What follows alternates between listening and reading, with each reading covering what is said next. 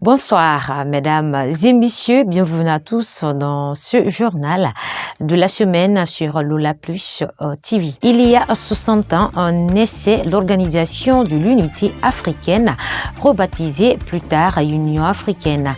Une journée d'ailleurs mise à profit pour interpeller les dirigeants africains sur la situation de leur pays, mais aussi du continent. Le tarot est-il devenu un élément clé dans l'alimentation en Guinée? En tout cas, cette denrée est devenue chère sur le marché. Un sac se négocie entre 500 000 et 600 000 francs guinéens à Conakry. C'est tout pour les titres. Bonsoir. Le 25 mai 1963 à Addis Abeba naissait l'OUA, l'Organisation de l'Unité africaine, devenue l'Union africaine en 2002. Cette journée de l'Afrique intervient cette année à un moment où la coopération et la solidarité sont plus nécessaires que jamais pour l'avenir du continent. Depuis plusieurs jours, les sites d'information et les réseaux sociaux guinéens sont victimes de restrictions. L'accès à de nombreuses plateformes Internet, WhatsApp, Messenger et autres constitue une véritable préoccupation pour les Guinéens qui peinent à accéder aux informations. Face à cette situation, quelques citoyens de Conakry se sont exprimés sur ce sujet au micro de Lola Plus Média. Reportage.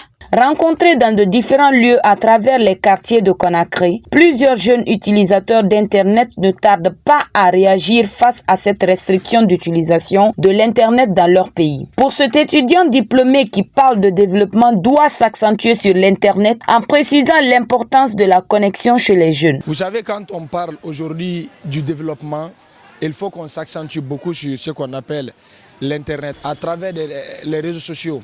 Parce que la connexion a beaucoup d'importance chez nous. Aujourd'hui, nous avons des parents à l'étranger, mais au moins ça fait 2 à 3 jours, voire une semaine comme ça. Même communiquer avec la famille est devenu vraiment un sérieux problème. Donc, le fait de bloquer l'Internet dans ces 2 jours, ça joue moralement et intellectuellement sur nous.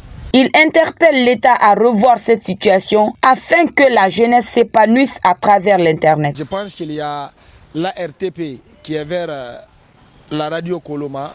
L'État doit revoir les choses parce que logiquement la jeunesse est en train de souffrir. Et si l'État n'arrive pas à revoir les choses là, ça va vraiment jouer sur notre économie. Donc l'État doit revoir les choses qui sont en train de se passer actuellement dans le pays. Orange ne fait pas du tout son travail. Ariba qui est là, ça c'est zéro et Celcom d'ailleurs on n'en parle même pas. Donc l'État doit prendre sa responsabilité afin de faire sortir la population dans l'omnière auquel nous sommes en train de suivre dans ces 2 jours-là. Cet autre citoyen déplore cette difficulté d'utiliser l'Internet. C'est vraiment dommage de constater de telles difficultés dans des services qui ne valent rien chez les autres. Parce que aujourd'hui, la connexion, l'Internet, c'est le b.a.-ba qui peut booster n'importe quelle entité.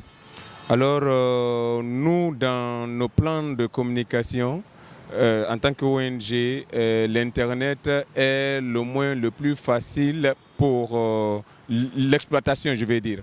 Mais ces derniers temps, c'est que dalle, c'est zéro, quoi. On ne parvient pas, d'après les recherches menées ça et là, nous nous sommes rendus compte que réellement, c'est à partir des autorités de régulation, n'est-ce pas, de ce service qu'il y a problème.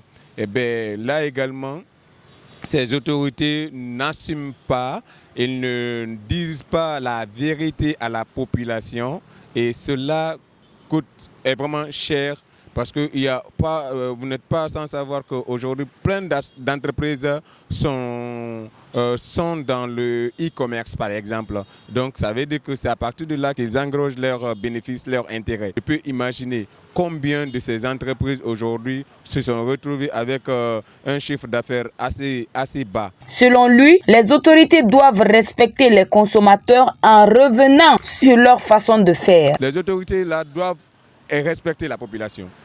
Ils doivent respecter cette population parce qu'on n'est pas autorité pour soi-même, on est autorité pour une population donnée. Donc il faudrait que l'autorité de régulation respecte les consommateurs. Mais c'est vraiment pathétique, c'est vraiment décevant que les gens se comportent de la sorte. Il faudrait qu'ils reviennent à la raison. Il faudrait qu'ils reviennent à la raison, qu'ils sachent que réellement, certes, on veut faire du mal à une entité donnée. Mais en faisant du mal à cette entité, il y a d'autres aussi qui payent les pots cassés. Donc il faudrait qu'ils relativisent leur manière de faire. Si c'est pour les médias ou pour les gens là qui font du n'importe quoi sur les réseaux sociaux, parce qu'il faut le dire aussi, il faut le dire. Donc il va falloir que l'on identifie tous ceux-là qui font du mal ou bien qui véhiculent des messages inappropriés dans le truc. On les identifie et puis on les met devant la loi. Même son de cloche, cet ingénieur informaticien. Pour lui, l'Internet occupe une place capitale dans leur quotidien. L'utilisation de l'Internet, n'est-ce pas, occupe une très grande place, une place capitale dans notre quotidien. Donc le fait de bloquer ça ou de brouiller l'utilisation, cela joue, n'est-ce pas, très considérablement sur le quotidien des gens. Il donne d'abord les raisons de cette restriction liée à l'utilisation de l'Internet avant de passer un message à l'endroit des autorités d'ouvrir l'Internet aux internautes. Mon message, c'est, puisqu'il est dit qu'il y a un adage qui dit qu'il n'y a pas de fumée tant pour moi sans feu, alors s'ils ont, n'est-ce pas, eu à bloquer, n'est-ce pas, certains sites ou à faire en sorte qu'il n'y ait pas accès complètement à l'Internet, c'est parce qu'il y a eu exagération d'utilisation ou qu'il y a eu des manquements dans l'utilisation.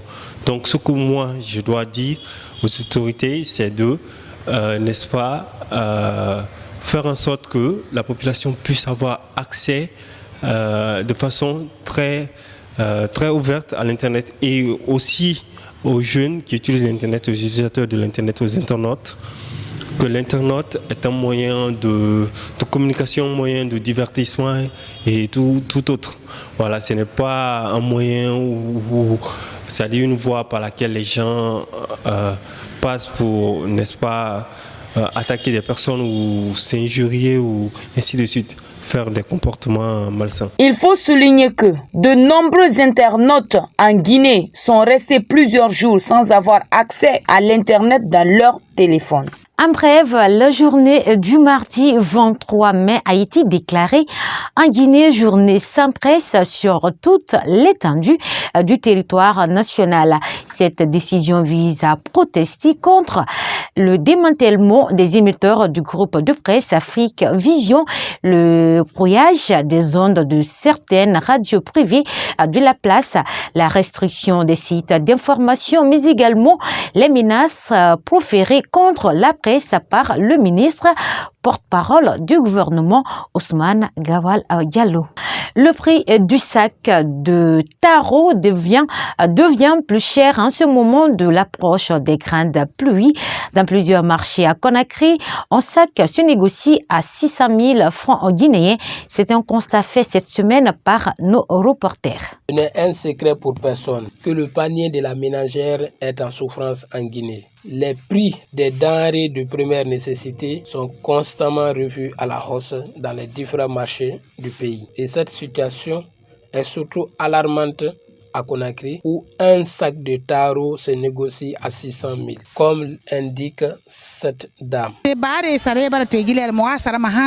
000, 570 000 to tan wala na namma ibarato a transport no ma fala de be gira 50 000 sega fe boke 70 000 donc atona beki ku ki tombola nara hala mu mali siga ige na kui ler ndeni siga hali ga ko bir na ra mu no ma minide donc munana nan ko kono ba me inu dari fe na na sono fere yo munana fera atanan na wali. Venue de la ville de Boké, cette vendeuse de différents légumes explique les difficultés qu'elle rencontre dans la vente de ses articles au marché. Boké kele fe na mo ga market déplacer mu do den na gande fayda na ma fal de fossé kuinara donc tunani fama na ke mu toro ma ne yati famu mo ga côté bana mu dangi seti da sindenga yedang mo ma famu do bare anun loko anun koko anun gbengbe mva ne na sarde to mbara na sarama toto mva fata ne ribe. Les fruits en Guinée, pays où il pleut souvent beaucoup, sont devenus un produit de luxe. D'ailleurs, certains fruits importés coûtent moins cher que ceux produits sur place, chose que l'État guinéen doit intervenir pour la stabilité des prix des produits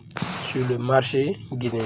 Mesdames et messieurs, c'est la fin de ce journal de la semaine sur Lula Plus Média. À tous, merci de l'avoir suivi. Grand merci à Mori Koruma pour la réalisation. Bonne soirée.